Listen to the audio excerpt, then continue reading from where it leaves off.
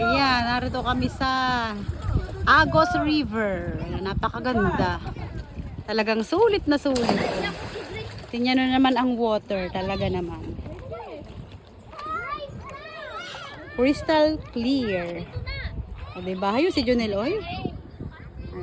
Ayan, oh, ayan si Kulas. Oh, Kulas.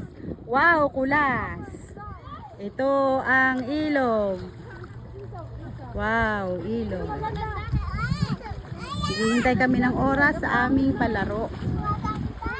Ayun pa sila yung iba. Nandun sa kabilang cottage. Basahin natin si Ate Lady yun.